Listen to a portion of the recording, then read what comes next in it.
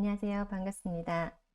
행복과 불행을 결정하는 정서지능 62페이지입니다. 행복에는 어떤 비밀이 있을까요?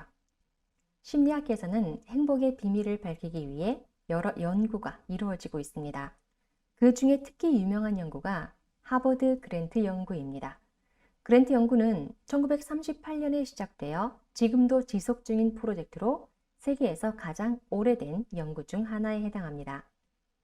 연구 대상은 당시 하버드 대학교 2학년 남학생들이었으며 이후 꾸준히 추가해서 1941년 졸업생까지 최종적으로 268명의 대상자가 참여했습니다. 대상자 중 1938년에 연구에 참여했던 고드프리 카미우는 의과대학을 졸업한 후 자살을 시도했으며 연구원들은 그가 미래에 안정된 성격을 가질 수 없을 것으로 판단했습니다.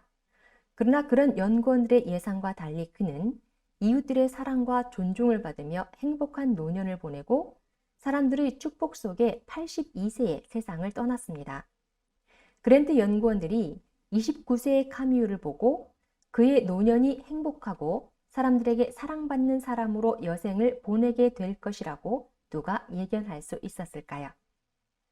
그랜트 연구는 행복한 삶을 떠받드는 두 개의 기둥이 있다고 말합니다.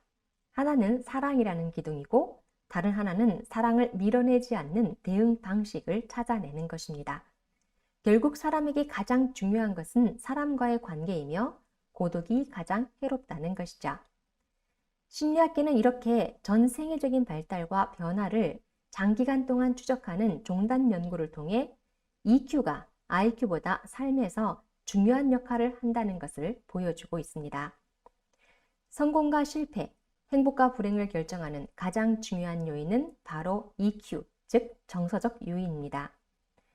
정서 지능이 높은 사람은 자기 성찰이 뛰어나며 자기 관리를 잘한다는 특징을 가지고 있습니다. 그리고 자신의 감정뿐만 아니라 주변 사람의 감정과 갈등을 파악하고 사회적 상황을 잘 파악하며 관계 관리 능력이 뛰어납니다. 그렇다면 그러한 정서 지능은 선천적으로 타고나는 것일까요? 아니면 후천적으로 습득되는 것일까요?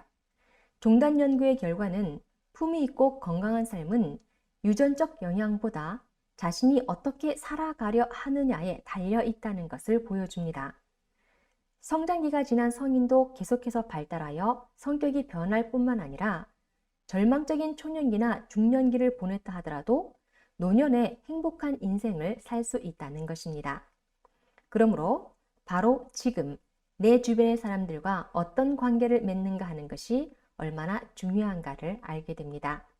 사람들과 보다 적극적인 인간관계를 맺어보고 그 중에 나와 마음이 통하는 사람들과 따뜻한 관계를 만들어가는 것은 행복을 위한 좋은 시작일 것입니다. 그동안 살아오면서 인연이 되었던 친구들을 한번 떠올려 보는 것이 어떨까요? 그 중에서 나에게 즐겁고 긍정적인 인상을 주었던 사람들 서너 명 정도 찾아보는 것입니다. 그리고 먼저 연락을 합니다. 점심 식사에 초대하는 것도 좋고 간단히 함께 커피를 마시는 것도 좋을 것입니다. 부담 없는 가벼운 시간을 보내다 보면 그 안에서 관계의 즐거움을 찾을 수 있습니다. 또는 새로운 사람들을 만날 수 있는 공동체에 참여하는 것도 좋습니다. 평소 관심이 있던 취미나 관심사에 관련된 모임에 참석하는 것이나 지역 내 자원봉사 활동에 정기적으로 참여하며 재능을 기부하는 것, 평생대학원이나 지역사회교육 과정에 참여하는 것, 애완동물이 있다면 함께 산책하며 이웃과 대화를 나누고 교류하는 것, 건강에 관심이 많은 분이시라면 건강에 대한 정보와 다양한 건강활동을 제공하는 커뮤니티에 함께하는 것도 좋은 방법입니다.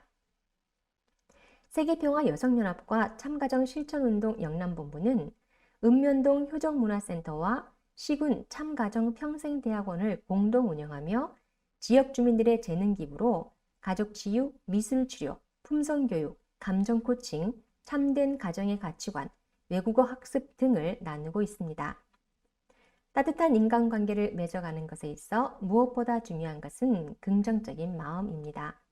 사람과의 만남에는 반드시라고 해도 좋을 만큼 긍정적 생각이 동반되어야 합니다.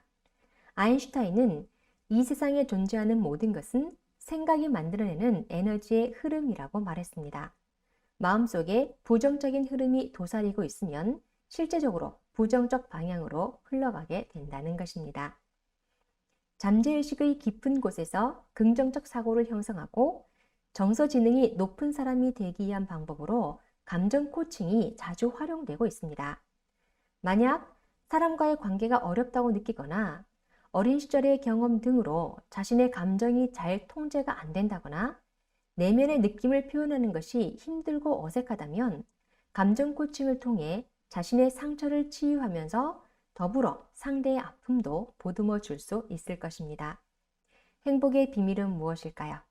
결국 사람과의 사회적 관계와 그들과 나누는 따뜻한 사랑인 것입니다. 바로 지금 내 옆에 있는 사람들과 친밀한 사랑을 나누면서 행복한 삶을 사시기를 바랍니다. 참고 파트입니다. 행복의 비밀은 행복의 조건이 발행되고 10년 후에 나온 책입니다. 이어진 10년간의 연구는 지난 연구의 결과를 더 지지해 주는 것도 있었고 전혀 다른 결과를 보여주는 것도 있었다고 합니다. 행복하게 나이가 들어갈 수 있도록 해주는 요소 7가지를 살펴보면 고통에 적응하는 성숙한 자세, 교육, 안정적 결혼, 금연, 금주, 운동, 적당한 체중이었습니다. 이 중 5가지 이상을 갖춘 106명은 80세에도 절반이 행복하고 건강하게 살았고 불행하고 아픈 이들은 단 7.5%에 그쳤다고 합니다. 우리는 내일을 위해 어떤 선택을 해야 할까요? 다음 시간에 뵙겠습니다. 감사합니다.